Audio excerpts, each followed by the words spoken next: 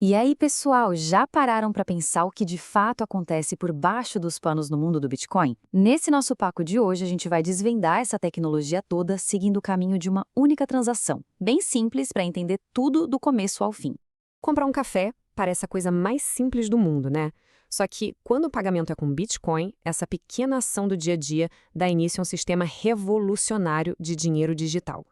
Por trás daquela tela, tem todo um universo de criptografia e redes descentralizadas.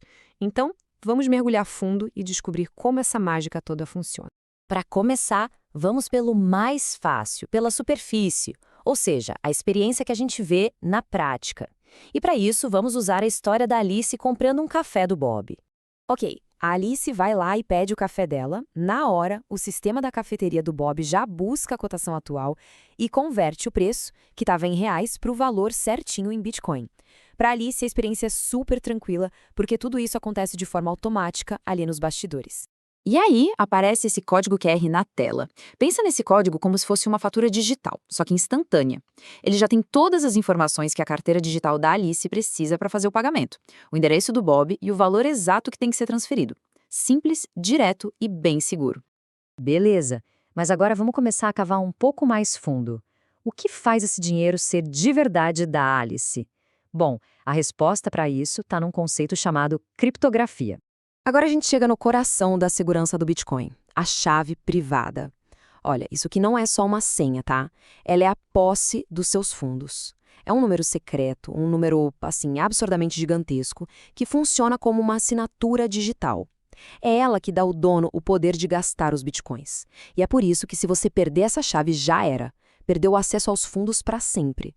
Proteger isso aqui é fundamental. E de onde vem uma chave tão poderosa assim?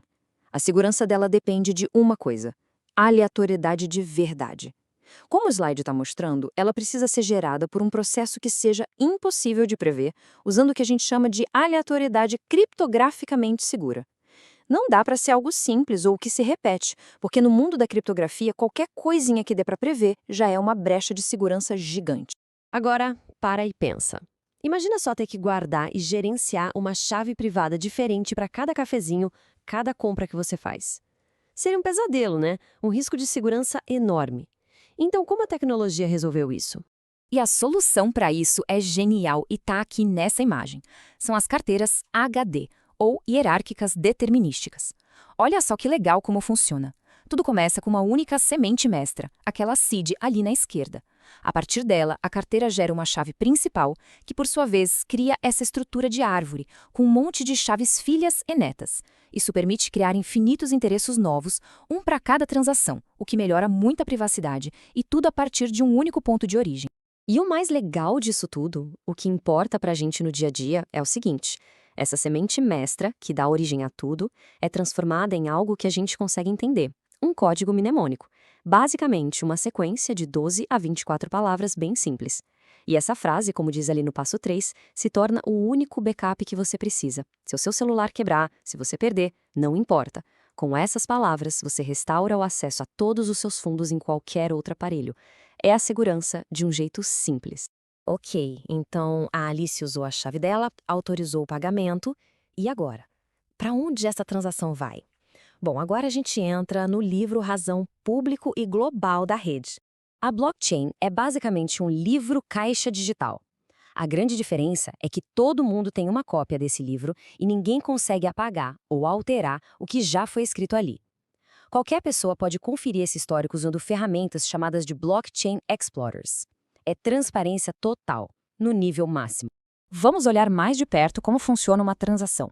Pensa assim, os inputs, ali do lado esquerdo, não são moedas, são tipo trocos que a Alice recebeu antes e ainda não usou. A transação pega esses trocos não gastos, os inputs, e cria novas saídas, os outputs, um pagamento que vai para o Bob e, se sobrar alguma coisa, um troco que volta para a própria Alice. Essas saídas viram os novos trocos não gastos do sistema, prontos para serem usados no futuro. É um fluxo de valor que não para e tudo registrado publicamente. E sabe o que acontece com a diferença que às vezes sobra? Se a soma dos inputs for um pouquinho maior que a dos outputs, essa sobrinha vira a taxa de transação. É um pequeno incentivo para os mineradores que mantêm a rede funcionando, incluírem a sua transação no próximo bloco, e o pulo do gato está aqui. Esse livro Razão Público não está num computador só, guardado num cofre. O poder dele vem exatamente de ser descentralizado, espalhado por milhares de computadores no mundo todo. É isso mesmo, não tem um banco central, não tem uma empresa mandando em tudo. O Bitcoin funciona numa rede ponto a ponto, ou peer-to-peer. São os próprios participantes que se comunicam e garantem que todo mundo esteja de acordo sobre o estado do livro-razão. E esse diagrama aqui é perfeito para a gente entender como essa conversa acontece. Os computadores da rede, que a gente chama de nós, estão o tempo todo fofocando entre si. Eles mandam mensagens do tipo get blocks, que é como perguntar: e aí, beleza? Tem algum bloco novo aí que eu perdi? E se a resposta for sim, ele pede: ok, então me manda os dados desse bloco aí. É nesse bate-papo constante que a rede inteira mantém suas cópias do livro-razão iguaizinhas e sincronizadas. Mas espera aí, como a rede impede que alguém trapaceie? Como ela adiciona novos blocos de transações de um jeito seguro? É aí que entra um processo competitivo chamado de mineração, ou prova de trabalho. É ele que garante a segurança e a ordem de tudo o que acontece. Tá, mas essa competição funciona como? Na prática, é o seguinte: os mineradores estão numa corrida global para encontrar um número aleatório muito específico. Usando a analogia do slide, é como se eles estivessem jogando dados bilhões de vezes por segundo. O objetivo é achar um número que, quando misturado com os dados das transações, gera um resultado que se encaixa numa regra de dificuldade da rede. O primeiro que achar a soma menor que o alvo ganha o direito de adicionar o bloco na corrente e recebe uma recompensa por isso. É um jogo de pura força computacional. Mas olha, a história não acaba aqui. A tecnologia que o Bitcoin inaugurou abriu uma porta para um universo de coisas, muito além de ser só dinheiro digital. Um exemplo são as colored coins, ou moedas coloridas. A ideia é genial. Você pode colorir, ou seja, marcar um pedacinho de Bitcoin com uma informação extra. É como pegar uma nota de dinheiro, colocar um carimbo nela e dizer: a partir de agora, essa nota representa uma ação da minha empresa. E aí você pode transferir essa ação digitalmente. E claro, depois do Bitcoin surgiu um ecossistema inteiro. Dá uma olhada em alguns exemplos. A Primecoin, que usa o poder da mineração para achar números primos. A CureCoin, que ajuda em pesquisas médicas, até chegar na Ethereum, que levou a ideia de programar o dinheiro a outro nível com os contratos inteligentes complexos. Pois é. A gente começou com um simples cafezinho e olha onde essa conversa foi parar. O que nos leva a uma última pergunta, que é bem provocadora. O Bitcoin provou uma coisa que mudou o jogo. O dinheiro pode ser programado. A linguagem dele é mais simples, focada em segurança.